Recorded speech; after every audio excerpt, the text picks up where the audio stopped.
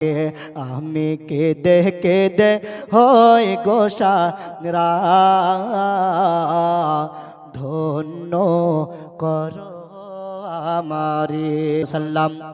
যেই দয়ার নবীর গুণগান আমরা করি, সেই নবী পাক সাল্লাল্লাহু তাআলা আলাইহি ওয়াসাল্লাম যখন শবে মেরাজের সময় হয়, আল্লাহ তাআলা কোরআনের মধ্যে বলছেন সুবহানাল্লাযী আসরা বিআবদিহি লাইলাম মিনাল মাসজিদিল হারামি ইলাল মাসজিদিল আকসাল্লাযী বারাকনা হাওলাহু লিনুরিয়াহু মিন আয়াতিনা ইন্নাহু হুয়াস সামিউল বাসীর। জোরে বলুন সুবহানাল্লাহ। আল্লাহ রাব্বুল আলামিন বলেন, আমার পবিত্র আমি মসজিদে হারাম থেকে মসজিদ আকসা নিয়ে গিয়েছি, আর ওই মসজিদের আকসার চারিপাশে আল্লাহর বরকত রয়েছে। জোরে বলুন সুবহানাল্লাহ। আমার প্রিয় বান্দাকে আমি মসজিদ হারাম থেকে মসজিদ আকসায় নিয়ে গিয়েছি। নবীর গুণগান একটা শুনে নিন। মসজিদ হারাম থেকে মসজিদ আকসায় নিয়ে গিয়েছি, আর মসজিদ আকসার চারিপাশে আছে বা বরকত রহমত। আর বা বরকত রহমত মানে কি? বা বরকত রহমত মানে হলো ওই মসজিদ আকসার চারিপাশে অনেক নবী আলাইহিস সালামের মাজার রয়েছে। জোরে বলুন সুবহানাল্লাহ। তাহলে এখানে প্রমাণিত হলো যে নবী পাক সাল্লাল্লাহু তাআলা আলাইহি ওয়াসাল্লামের মাজারগুলো বা বরকতওয়ালা। আল্লাহর বুজুর্গানে দিনের মাজার হলো বা বরকতওয়ালা। আল্লাহ বুজুর্গানে দিনের মাজারে বরকত থাকে, ওই বরকতের জন্যই আহলে সুন্নাত ওয়াল জামাত যায়। জোরে বলুন সুবহানাল্লাহ। আর কিছু কিছু ভণ্ডদের জন্য আমাদের দুর্নাম। আল্লাহ রাব্বুল আলামিন বললেন, আমার পবিত্র মসজিদে হারাম আমার নবীকে নিয়ে গিয়েছি। কেমন ভাবে নিয়ে গিয়েছেন? আমার নবী পাক সাল্লাল্লাহু তাআলা আলাইহি ওয়াসাল্লামের কাছে হযরতে জিবরিল আলাইহিস সালাতু তাসলিমের আরজি আসলেন, ইয়া রাসূলুল্লাহ, ইয়া হাবিবাল্লাহ। আল্লাহ বললেন, জিবরিল যাও যাও, জান্নাত থেকে একটি বোরাক নাও, বোরাক নিয়ে আমার নবীর কাছে চলে যাও, আর ৭০,০০০ ফারিস্তাকে নাও, নিয়ে আমার নবীর অভ্যর্থনার জন্য আমার নবীকে আমি আসমানের দিকে ডেকে নিতে চাই। জোরে বলুন সুবহানাল্লাহ। আমার নবী মসজিদে হারাম থেকে মসজিদে আকসায় গিয়েছেন। তো মসজিদে হারাম থেকে মসজিদে আকসা গিয়া কোরআনের মধ্যে প্রমাণিত। আর এইটা যদি কেউ অমান্য করে সে কাফির হয়ে যাবে, সে কাফির হয়ে যাবে। আর আমার নবী মসজিদ আকসা থেকে মেরাজ লা মাকা মাকা মাকার উপরেও মাকা যেটা রয়েছেন সেইখানে গিয়েছেন, এটা হাদিস থেকে প্রমাণিত। আর এইটা যদি কেউ অস্বীকৃত করে সে হবে গুমরাহি। জোরে বলুন সুবহানাল্লাহ। তো আমার নবী যখন উম্মে খানির ঘরে শুয়ে রয়েছেন, ওই সময় জিবরিল আলাইহিস সালাতু তাসলিম ওই ঘরের ছাদ থেকে তিনি নামলেন। নামার পরে আমার নবীর পায়ের কাছে রয়েছেন। আমার নবী দেখুন, দয়ার নবী, মায়ার নবী কত সুন্দরভাবে আরাম করেছেন। আমার নবীরা ঘুমায় না, শুধু তিনাদের চোখটি বুজে থাকে। কিন্তু আমার নবী ওই জায়গাখানে যখন শুয়ে আছেন, হযরত জিবরিল আলাইহিস সালাম পৌঁছে গেলেন। পৌঁছানোর পরে নবীকে আমার ডাকতে পারে না, আল্লাহর কাছে আরজি করলেন, রব্বুল আলামিন তোমার বন্ধু শুয়ে রয়েছে, তোমার বন্ধুকে কিভাবে ডাকবো, আপনার বন্ধুকে কিভাবে ডাকবো, একবার আমাকে বলে দিন। আল্লাহ রাব্বুল আলামিন বললেন, ও জিবরিল, তোমার যেই পর রয়েছে ওই পর দিয়ে আমার নবীর পায়ে মালিশ করো। জোরে বলুন সুবহানাল্লাহ। কি বললেন? তোমার যেই ৬০০ নূরের পাখার পর রয়েছে ওই পর দিয়ে আমার নবীর তালুতে মালিশ করো। আর যেমনই তালুতে মালিশ দিয়েছেন জিবরিল আলাইহিস সালাতু তাসলিম, কোন কোন রিওয়ায়াতে রয়েছেন তিনার জিহ্বাটাও আমার নবীর তালু মুবারকে দিয়েছিলেন। জোরে বলুন সুবহানাল্লাহ। কত সুন্দর নবী ছিলেন, কত দয়ার নবী ছিলেন। আল্লাহ রাব্বুল আলামিন আমার নবীকে কত ভালোবাসতেন যে ফারিস্তাদের কমান্ডার, ফারিস্তাদের লিডার হযরত জিবরিল আলাইহিস সালাতু তাসলিম তিনাকে ইহতিরাম তাজিম করে তিনার কদমে চুম্বন দিয়েছেন। জোরে বলুন সুবহানাল্লাহ। যখন জিবরিল পার দিয়ে গেলেন বা চুম্বন দেয়, তখন আমার নবী জেগে গেলেন। জেগে যাওয়ার পরে বলেন, জিবরিল তুমি এসেছো, বলো বলো কিসের জন্য এসেছো? ও জিবরিল বলো, তুমি আমার পায়ে কি করতেছিলে, পরে দিয়ে কিভাবে লাড়তেছিলে, না চুম্বন দিতেছিলে বলো? তখন বলছেন, হুজুর আপনি শুয়েছিলেন, তার জন্য কিভাবে আপনাকে জাগাবো বুঝতে পারিনি। তাই আমার আল্লাহ বললেন, তোমার যে পর রয়েছে ওই পর দিয়ে আমার নবীর পায়ের তালুতে মালিশ করো। তাই আমি মালিশ করছিলাম বা চুম্বন দিচ্ছিলাম। আমার নবী বলেন, জিবরাইল তুমি যে চুম্বন দিয়েছো, দুনিয়াতে কি আর কোনো নবীর চুম্বন দিয়ে এত মজা পেয়েছো? জিবরিল আমিনকে বললেন, তুমি কি এত মজা পেয়েছো অন্য নবীর জামানায়? তখন বলছেন, হুজুর খোদার ইজ্জতের কসম করে বলি, আমি আপনার কাছে এসে আপনার পদতলে হাত দিয়ে যে আরাম সুখ পেয়েছি, আমি আর কোন নবীর পাইনি। জোরে বলুন সুবহানাল্লাহ। জিবরিল আলাইহিস সালাতু তাসলিমের কথাই আল্লাহর আদেশে আমার নবী বুরাকের পৃষ্ঠে চড়লেন। আই বুরাকের রফতার এতই ছিলেন, এতই গতি ছিল, বুরাক যেইখানে তার দৃষ্টি পড়তো সেইখানে পর্যন্ত এক পলকে চলে যেতেন। জোরে বলুন সুবহানাল্লাহ। রাফতার এত ছিল, এক পলকে তিনি যত দূর নজর যায় তত দূরে গিয়ে লাভ দিতেন। জোরে বলুন সুবহানাল্লাহ। আমার নবী পাক সাল্লাল্লাহু তাআলা আলাইহি ওয়াসাল্লাম যখন মসজিদে আকসাতে পৌঁছালেন, মসজিদে আকসাতে পৌঁছানোর পরে দেখতেন মসজিদে আকসার ভেতরে অনেকজন নবী کرام রয়েছেন, অনেকজন নবী আলাইহিস সালাম রয়েছেন, যার মধ্যে মুসা আলাইহিস সালাম রয়েছেন, ইব্রাহিম আলাইহিস সালাম রয়েছেন, আদম আলাইহিস সালাম রয়েছেন, সমস্ত নবীগণ ওখানে হাজির। কিন্তু আমার নবী যখন উম্মে হানির ঘরে বুরাকে চেপেছিলেন, বুরাকের পৃষ্ঠ চেপে এক পলকে ওই মক্কা থেকে ওই মসজিদ আকসা ফিরিস্তেন 40 দিনকার রাস্তা। জোরে বলুন সুবহানাল্লাহ। কত দিনকার রাস্তা? 40 দিনকার রাস্তা তিনি এক পলকে পাড়ি দিয়েছেন। আর আমার নবী কি বলছেন দেখুন, আমি যে এক পলকে পাড়ি দিয়েছি, তো ওর মধ্যে হযরতে মুসা আলাইহিস সালাম তার কবরের মধ্যে তিনি দাঁড়িয়ে নামাজ পড়ছিলেন, এটাও আমি দেখেছি। জোরে বলুন সুবহানাল্লাহ। আচ্ছা বলুন তো, একটি এরোপ্লেন কত রাফতার যায়? ঘন্টায় 1000 কিলোমিটার গতিবেগ যায়, 1000 কিলোমিটার গতিবেগ যায়। তো 1000 কিলোমিটার গতিবেগ যায়, ওই এরোপ্লেন উপরে যদি কোনো ব্যক্তি বসে থাকে, তার বসে থাকা সম্ভব হবে? তার বসে থাকা সম্ভব হবে না। তাহলে যেই বুরাক এক পলকে যতদূর নজর যায় ততদূর লাভ দিচ্ছে, সেই বুরাকে বসে থাকা ব্যক্তির কি হবে যদি সাধারণ মানুষ হয়? তো আমার নবী পাক সাল্লাল্লাহু তাআলা আলাইহি ওয়াসাল্লাম বসে আছেন, এটা আমার নবীর জন্য। তাই বলছেন আমি এক পলকে গিয়েছি, আমার নবীর নজর কত ছিল দেখুন। এরোপ্লেন থেকে যখন আমরা যাই, নিচের যে কি আছে কি নাই, আবহাওয়া কোটা পার হলাম কোটা পার হলাম না তাই জানি না, কোন শহর থেকে কোন পার হলাম তাই জানি না। আর বুরাকে আমার নবী পার হচ্ছেন, তো বলছেন আমি মক্কা থেকে ফিলিস্তিনের মসজিদ আকসায় যাচ্ছি, তো পথের মধ্যে যত কিছু রয়েছে আমি সব স্পষ্ট দেখতে পারছিলাম। জোরে বলুন সুবহানাল্লাহ। আমার নবীর নজর এতই দিয়েছেন। আর তোমরা বলো, আমার নবীর নজর আমার নবীর মতো, আমাদের বড় ভাইয়ের মতো? মাআযাল্লাহি রাব্বুল আলামিন। তো নবী আমারা বলছেন, মুসা আলাইহিস সালাম কবরের মধ্যে নামাজ পড়ছিলেন, আমি নবী দেখতেছি। আর ওই কাফেলাদেরকে দেখেছি, ওই মক্কার মুশরিকের কাফেলারা ওই ফিলিস্তিনের মধ্যে যাইতেছিলেন, ওটাকেও আমি দেখেছি। ও মুআজ্জাজ সামিন ইকরাম, আমার নবী পাক সাল্লাল্লাহু তাআলা আলাইহি ওয়াসাল্লাম মসজিদে আকসায় যখন বসেছেন, মসজিদে আকসার মধ্যে সমস্ত নবীগণ রয়েছেন।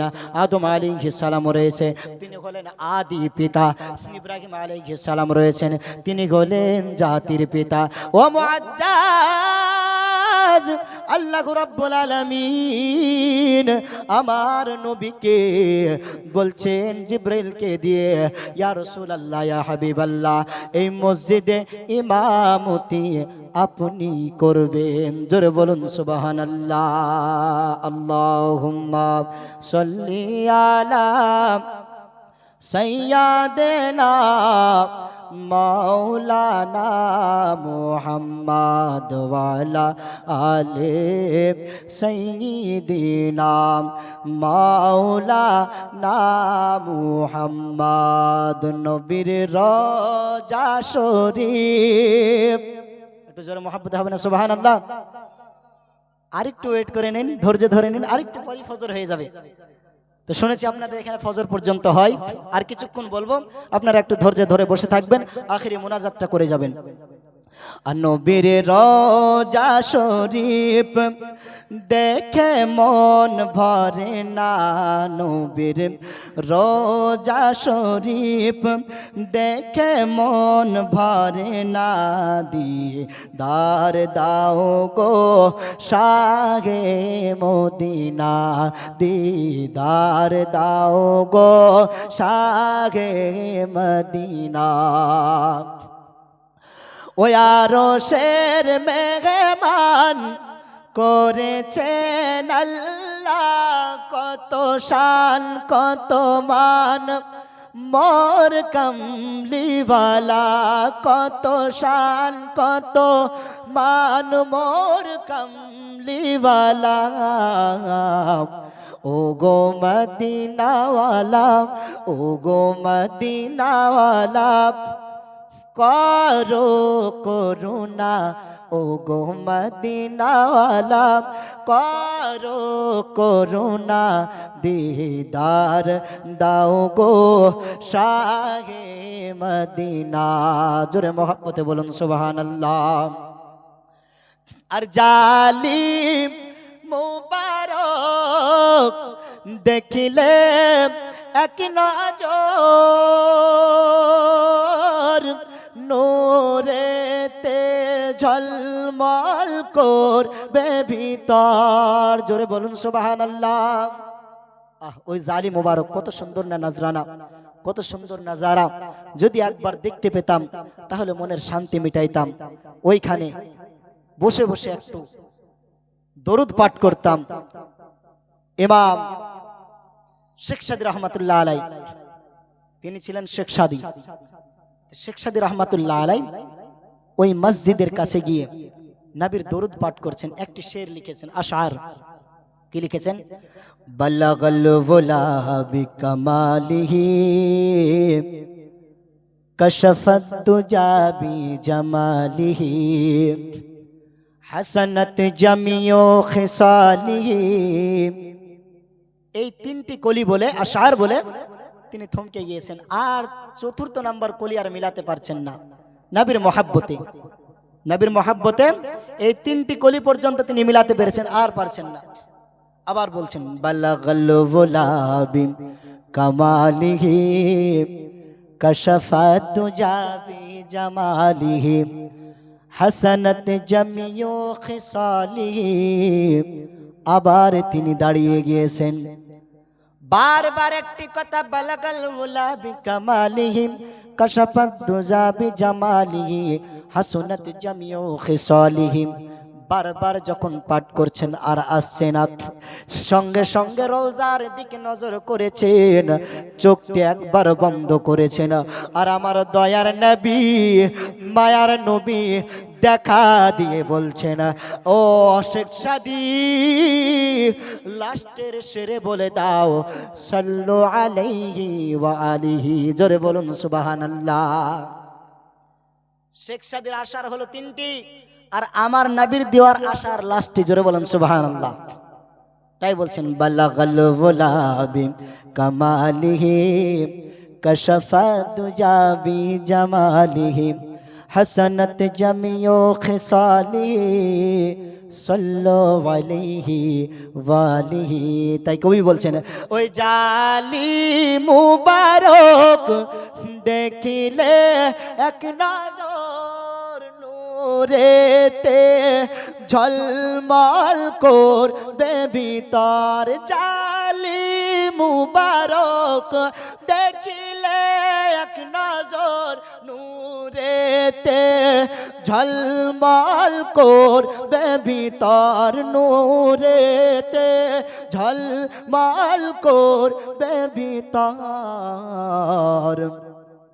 ওগো মদিনাওয়ালা, ওগো মদিনাওয়ালা, ওগো মদিনাওয়ালা, করো করুণা দিদার দাও গো শাহে মদিনা, দিদার দাও গো শাহে মদিনা।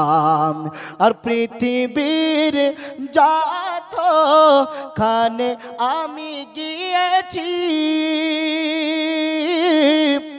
কম বেশি দুঃখ তো পেয়েছি, কম বেশি দুঃখ তো পেয়েছি।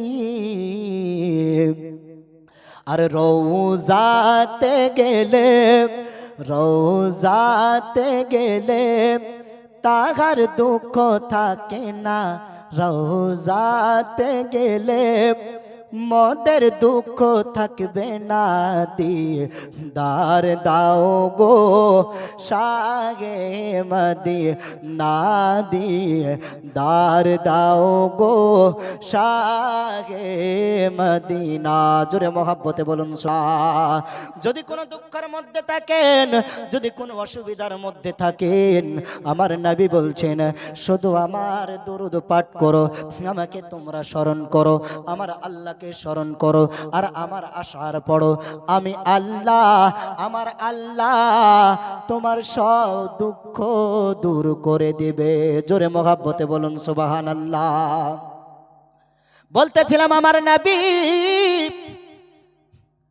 যখন ইমামতির জন্য কেউ ভাবছেন যে আদম আলাইহিস সালাম ইমামতি করবেন, মুসা আলাইহিস সালাম কালিমুল্লাহ ইমামতি করবেন, ইব্রাহিম খলিলুল্লাহ ইমামতি করবেন, কিন্তু না না, ইমামতি করবেন আমার দয়ার নবী মুহাম্মদুর রাসূলুল্লাহ। জোরে বলুন সুবহানাল্লাহ।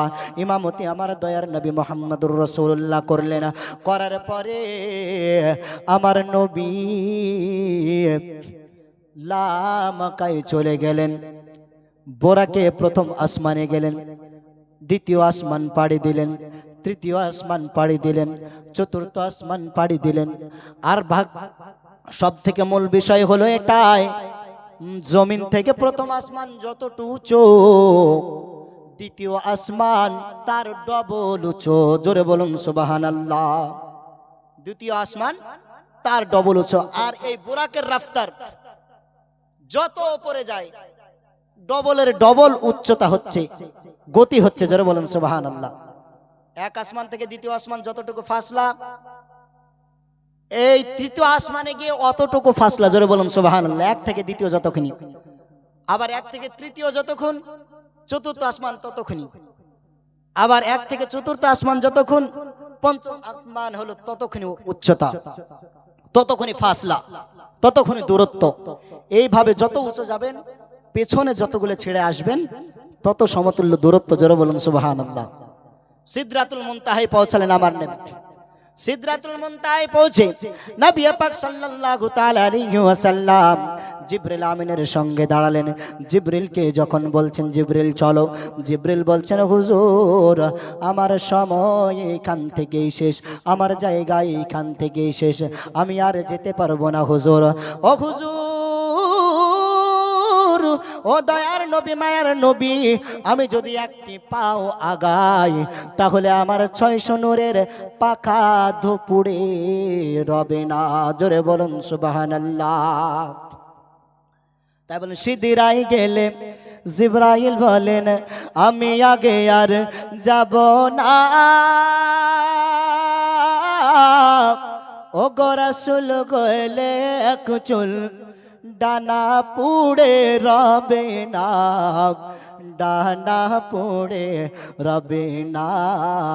নবীজি একাই গেলেন সে ঠাই, জিবরাইলের ক্ষমতা নাই, হবে না কারো দ্বারাই। জোরে বলুন সুবহানাল্লাহ।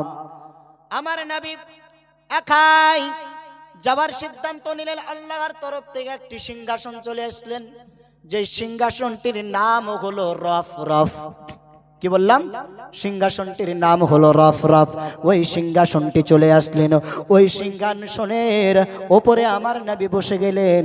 পাশে আমার নবী একা, আর কেউ নাই। নবী আমার আল্লাহর কাছে ওই রফরফে করে পাড়ি দিলেন। জোরে বলুন সুবহানাল্লাহ। আর সে মাওয়াল্লায় পৌঁছানোর পর লা মাকাতে তিনি যাবেন। আমার নবী ভয় করছেন যে আমি হলাম সৃষ্টি আর আমার রব হলেন স্রষ্টা। ওই স্রষ্টার সামনে আমি কিভাবে যাব, কিভাবে আদব করব? আমার নবী বড় ভয় করতেছেন। আর ওই দিক থেকে আওয়াজ দিচ্ছেন, ইয়া হাবিব, ও আমার প্রিয় বন্ধু, আপনি কোনো ভয় করবেন না, আপনি পা বাড়িয়ে দিন। জোরে বলুন সুবহানাল্লাহ। আমার নবী পা বাড়িয়ে দেয় খুব আস্তে আস্তে। আমার আল্লাহ রব্বুল আলামিন বললেন, আলা হযরত বলেন, আমার নবী যতবার পা বাড়ান পিছনে যত দূরত্ব ছিল, একটি পায়ের পরে আর একটি ধাপ ফেলছেন তত দূরত্ব। মুআজ্জাজ সামিঈন ইকরাম, লা মাকায় পৌঁছানোর জন্য আমার আল্লাহ রাব্বুল আলামিন আমার নবীকে ৭০,০০০ বার ডেকেছেন। জোরে বলুন সুবহানাল্লাহ। কোন কোন রিওয়ায়াতে ৭০ বারের কথা বলা হয়েছে। তো মুআজ্জাজ সামিঈন ইকরাম, তো আমার নবী লা মাকা মাকা মাকা, যে আমার নবী পাক সাল্লাল্লাহু তাআলা আলাইহি ওয়াসাল্লাম লা মাকা থেকে যখন পৌঁছে আসলেন, লা মাকা থেকে ফিরবেন, তো লা মাকা থেকে ফিরে যখন দুনিয়াতে আসবেন, আমার আল্লাহ রাব্বুল আলামিন তিনাকে দিলেন 50 ওয়াক্ত নামাজ। 50 ওয়াক্ত নামাজ নিয়ে চলে আসছেন আল্লাহর সঙ্গে দিদার করতে। এখানে একটি প্রশ্ন, অনেকজন মানতে জানা যে কি আমার আল্লাহ রাব্বুল আলামিনের সঙ্গে দিদার করেনি, কিন্তু আল্লাহ রাব্বুল আলামিন আমার নবীকে ডেকেছেন আল্লাহর দিদারের জন্যই। তো মুআজ্জাজ সামিঈন ইকরাম, যখন আমার নবী দুনিয়াতে আসেন 50 ওয়াক্ত নামাজ নিয়ে দুনিয়াতে আসছেন, তো মুসা আলাইহিস সালামের সঙ্গে দেখা। বুখারী শরীফের মধ্যে, মুসলিম শরীফের, আবু দাউদ সমস্ত হাদিসের মধ্যে রয়েছে এটি। তো মুসা আলাইহিস সালাম তিনাকে 1 নয় 2 নয়, কোন জায়গায় 5 বার বলা হয়েছে 10 করে কমাতে, কোন জায়গায় 5 করে কমিয়ে তিনি 1 নয় 2 নয় 9 বার আল্লাহ রাব্বুল আলামিনের কাছে গিয়েছেন। জোরে বলুন সুবহানাল্লাহ। আর শেষ পর্যায়ে 5 ওয়াক্ত যখন ছিলেন, মুসা আলাইহিস সালাম বলছেন, ইয়া রাসূলুল্লাহ, ইয়া হাবিবাল্লাহ, আপনার উম্মতের কাছে মনে হয় এটাও ভারী হয়ে যাবে, কারণ আমি আমার বনি ইসরাইল গোত্রের উম্মতকে দেখেছি, তারা বড় নাদান, তারা বড় নাফরমানি ছিল। আবার যান আপনি, যাওয়ার পর আল্লাহর কাছে কমে নিয়ে আসুন। তখন বলেছিলেন, না আর যাব না, আমার বড় লজ্জা হয়, এটাই আমার উম্মতের জন্য বরাদ্দ হোক। জোরে বলুন সুবহানাল্লাহ। নবী আমার দুনিয়াতে চলে আসলেন, ছেড়ে দিলাম সবকিছু। নবী আমার দুনিয়াতে আসলেন, আসার পরে নবী আমার সকালবেলায় পৌঁছালেন, তো দেখছেন রাস্তার মধ্যে তিনার হুজরা খানা থেকে বের হচ্ছেন, তো একটি কানিজ, একটি গোলাম মানে দাসী, কানিজ মানে গোলাম, দাসী কন্দন করতেছে। তার মাথায় একটি আটা রয়েছে, ময়দা রয়েছে। তো এই কানিজ খুব কন্দন করছে, তার বড় শরীর অসুস্থ। তো এই কানিজ যখন কন্দন করতেছে, তখন বলছেন, এই কানিজ তুমি কেন কন্দন করতেছো? তখন বলছেন, আমি একজন মালিকের কাজ করি, সেই মালিক হলো বড় নাদান ইহুদি। সেই মালিক যদি আমার দেরি হওয়া দেখে নাই, তাহলে মনে হয় আমাকে মেরে থুবে না, আর আমি বড় অসুস্থ রয়েছে, তাই ভয়ে আর যেতে পারছি না। তখন আমার নবী তার আটাটাকে তিনার মাথায় নিলেন। জোরে বলুন সুবহানাল্লাহ। একজন কানিজের আটা মাথায় নিলেন। কেবলই আল্লাহর সঙ্গে দেখা করে আসা নবী মাথায় নিয়ে ওই ইহুদির কাছে যাচ্ছেন, চলো আমি সুপারিশ করব, সে কিছুই বলবে না। যখন তিনি গেলেন, যাওয়ার পরে ওই ইহুদিকে বলছেন, শোনো, তোমার এই কানিজ রয়েছে, কে কিছু বলো না, এই আটাটি নিয়ে নাও, তুমি কিছু বলো না। তখন বলছেন, ইহুদিটি অবাক হয়ে গিয়েছে যে আপনি এইখানে। তখন বলছে, তুমি কি তাকে মারবে? তার জন্যই আমি এসেছি, তুমি তাকে মেরো না। তখন বলছেন, হুজুর, আপনি কি মেরাজে গিয়েছিলেন? কে জিজ্ঞাসা করছে? ওই ইহুদি। বলছেন, হুজুর, আপনি কি মেরাজে গিয়েছিলেন? তখন বলছেন, হ্যাঁ, আমি মেরাজে গিয়েছি। তখন বলছেন, হুজুর, আমি কিভাবে জানলাম? দেখুন, যে আপনি যে আদৌ সত্য নবী, এটা আমি বুঝে গিয়েছি আজকেই। কারণ আমি তাওরাত জাবুর কিতাবের মধ্যে, ইনজিল কিতাবের মধ্যে পড়েছি যেমন একজন নবী হবেন, তিনি সবে মেরাজ করবেন, মেরাজ থেকে আসার পরে আল্লাহর দিদার লাভবান হবেন, এত বড় একটি হাস্তি হাসিল করবেন, হাসিল করার পর আসার পরে আমার নবী পাক সাল্লাল্লাহু তাআলা আলাইহি ওয়াসাল্লাম একজন কানিজের, একজন গোলামের, একজন দাসের আটাকে বহাবেন, বহানোর পরে একজন ইহুদির দরজায় গিয়ে দাঁড়াবেন। জোরে বলুন সুবহানাল্লাহ। তো আপনি ওই নবী মেরাজ দর্শন করে এসেছেন, আর আমি ইহুদি আমার বাড়িতে এসেছেন, অতএব আপনি নবী, এটা আমার কোনো সন্দেহ নাই। জোরে বলুন সুবহানাল্লাহ। আমার নবী দুনিয়াতে ফিরে আসে, একটা ইশারা। তো আবু জাহেল যখন জানতে পারলো যে কি মেরাজে গিয়েছেন আর আসবে না, মেরাজে গিয়েছেন, তো কেউ মানতে চায় না। যখন মানতে চায় না, তো মেরাজে গিয়েছে যেহেতু মানতে চাও না, তাহলে শোনো, আবু বাকারের কাছে আবু জাহেল চলে গেল। যাওয়ার পরে বলছে, আবু বাকার, তোমার নবী নাকি মেরাজে গিয়েছে, মসজিদ আকসা 40 দিনের পথ বলে একটি রাত্রে পার করেছে। তখন বলছে এটা কি নবী বলেছেন? আবু বাকার বলছেন, এটা কি নবী বলেছেন? তখন বলছেন, হ্যাঁ এটা নবী বলেছেন। বলছেন, যদি নবী বলে দেখেন, যদি নবী বলে থাকেন, তিনার জবানের কথা যদি হয়ে থাকে, আদৌ সত্য বলেছেন। জোরে বলুন সুবহানাল্লাহ। কত সুন্দর নবী ছিলেন, কত মায়ার নবী ছিলেন। তাই কবি বলছেন, নবীকে বিশ্বাস করছে তিনি নবী, আর সেই নবীর জবান যদি একবার বলে থাকেন, তো সেইটা বিশ্বাস করব না, তা কি হয়? জোরে বলুন সুবহানাল্লাহ। তো ততক্ষণ থেকে এতক্ষণ পর্যন্ত আমার নবীর মেরাজ যারা বিশ্বাস করে আসছেন, তারা হলেন আবু বকর, তার দলের লোক। আর যারা এখনো ভালোভাবে বিশ্বাস করতে পারেনি, তারা হলো আবু জাহেলের দলেরই লোক, তারা হলো আবু জাহেলের দলেরই লোক। তো মুআজ্জাজ সামিঈন ইকরাম, আবু বকর হন, নবীর মহব্বত বেশি করুন। নবীর মহব্বত যত বেশি করবেন, আল্লাহ রাব্বুল আলামিন তত আমাদেরকে ভালোবাসবেন। নবী আমার আসছেন, তো কুন্ডি উম্মে হানির যে শিকলিও হিলছে। তো নবী আমার কত সময়ের মধ্যে এসেছেন, কোন জানে, কিতনা জানে, কাহা আরসা রাহা, ले जाने वाला जाने या जाने वाला जाने। জোরে বলুন সুবহানাল্লাহ। তো নবী আমার বলছেন, তামাম দুনিয়াটা হলো একটি জিসিম, দেহ, আর আমি হলাম তার আত্মা, তার রূহ। তো একটি কথা আপনাদেরকে বলবো, যখন একটি ঘড়ির ব্যাটারি খুলে নেবেন, তো ঘড়িটা তো থেমে যাবে, তাই না? ঘড়িটা থেমে যাবে, তো ঘড়িটা আর চলবে কি চলবে না? কোন জায়গায়? যদি 10টায় রেখে দেন, তো 10টায় থেকে যাবে। আবার যদি ওই 10 বছর পরে আপনার ওই ঘড়িটাকে আবার ব্যাটারি দিয়ে ঢোকান, তো ওই 10টা থেকেই চলতে শুরু করবে, তাই না? তো ব্যাটারিটা হলো ঘড়ির জান, তাই না? তো আমার নবী বলছেন, তামাম দুনিয়াটা হলো আমার জন্য আমার জিসিম, আর আমি হলাম তার আত্মা। তো যখন জিসিম থেকে আত্মাটাকে তুলে নেওয়া হয়, জিসিম আর কোনো হারকাত করে? কিছুই করবে না। আমার দেহ থেকে যখন আত্মাটা বের হয়ে যাবে, আর তো কিছুই থাকবে না। তো জিসিমটা যেহেতু হারকাত করে না, তো আমার নবী বলছেন, জিসিম যেহেতু দুনিয়া, তো দুনিয়া থেকে যখন আমার নবী আসমানে পাড়ি দিচ্ছেন, তো দুনিয়ার রুহটা তো আসমানের দিকে যাচ্ছেন, তাহলে দুনিয়ার চলবে কি করে? এটা উদাহরণ, দুনিয়ার চলবে কি করে? তো ওই সময় আল্লাহ পাক রব্বুল আলামিন দুনিয়াকে থামিয়ে দিয়েছিলেন। জোরে বলুন সুবহানাল্লাহ। তো মুআজ্জাজ সামিঈন ইকরাম, আমার নবীর মর্তবা, আমার নবীর সম্মান অনেক। আল্লাহ পাক রব্বুল আলামিন আপনাকে আমাকে বলার থেকে, শোনার থেকে মানার বেশি তৌফিক দান করেন। সকলে বলুন আমিন, আল্লাহুম্মা আমিন। আমি মহান আল্লাহ তাবারক ওয়া তাআলার কোরআন থেকে তেলাওয়াত করেছিলাম, আমিনান নাসি মান ইয়াশরি নাফসাহু ইবতিগা আমারদাতিল্লাহ আল্লাহু রাউফুম বিল ইবাদ। এবং কোন কোন মানুষ রয়েছে যারা আল্লাহ রাব্বুল আলামিনের সন্তুষ্টির জন্য তারা নিজের আত্মাকেও বিক্রি করে দেয়, ধন দৌলত বিক্রি করে দেয়। আল্লাহ পাক রব্বুল আলামিনের কাছে ক্ষমা প্রার্থী, যদি কোরআনের হাদিসের মধ্যে ভুল ত্রুটি, আপনাদের কাছেও ক্ষমা প্রার্থী যদি বলাও ভাষার মধ্যে ভুল ত্রুটি। ওমা আলাইনা ইল্লাল বালাগ। আসসালামু আলাইকুম ওয়া রাহমাতুল্লাহি ওয়া বারাকাতুহু। আল্লাহুম্মা সাল্লি আলা মুহাম্মাদ ওয়া আলা আলি সাইয়্যিদিনা মাওলানা মুহাম্মদ সাল্লাল্লাহু তাআলা আলাইহি ওয়াসাল্লাম। ইয়া নবী